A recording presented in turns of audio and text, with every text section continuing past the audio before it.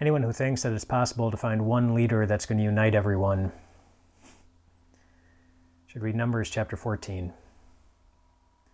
If there's one person that you might think would be able to do it, it would be Moses, handpicked by God, walked with God, saw God face to face. The Israelites saw Moses working with God and God working with Moses. And if you thought there's one person that everybody's going to follow, it'd be him. But that wasn't the case. In Numbers chapter 14, the Israelites, they said, let's find a new leader. Let's find somebody who's going to bring us back to Egypt. Let's find somebody who's going to tell us the things we really want to hear. And you think about Moses and how Moses must have felt, doing everything that God told him to do. Not perfectly, but pretty consistently. And giving up what was a much easier lifestyle to go into Egypt in the first place and set them free. And then leading them for as long as he did in the wilderness. And he's done everything well. He's put up with a lot. And to have them say, we'd rather have somebody else. Or we don't trust you. Or we certainly don't want you.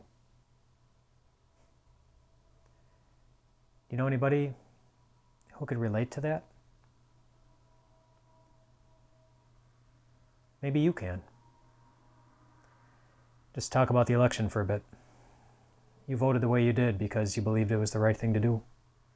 Either you voted for this person or you voted for that person, or you chose not to vote at all because you thought that was the right thing to do given the information that you had. You were convinced that you made the best decision you possibly could.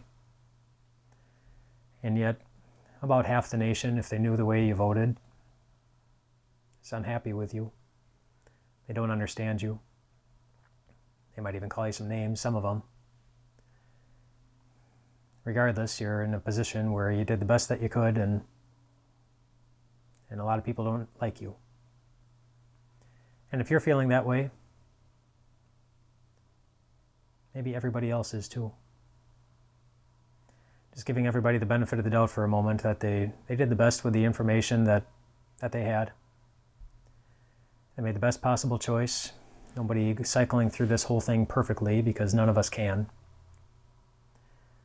But they made the best decision that they could, and they did it, and yet they're in the same position where they know that we're in a nation that when it comes to elections and politics, if everyone were to know the way that they voted, they'd find a lot of enemies, or at least people who wouldn't want much to do with them, or people who are eager to tell them that you're wrong. Which is why what Caleb said, when the people were rebelling against Moses and Moses was getting really frustrated, why what Caleb said is maybe unusual, but so important. He reminded everybody there that the Lord is with us. The Lord is with us. With Moses, with Caleb, with Joshua, and with the people who were rejecting the guy that God picked with his own hand, and the people who were really stubborn and full of fear, not full of faith, the people who were really misguided, the people who were making really bad decisions, and the people who were letting their emotions get the best of them. The Lord was with them, even them. And that's the way our Lord has always operated. Just go back to the Garden of Eden. The first time, somebody didn't like the hierarchy that God put in place. They wanted things to be different. They thought they had a better idea. They thought they were making the best decision they possibly could. Turns out, they were turning away from God in the process. And what did God do? He promised to be with them forever. No matter what it would cost. He promised that he would always be with you. That was his solution to the division. That was his solution to the sin. It was just giving them the best love that he knew how to give.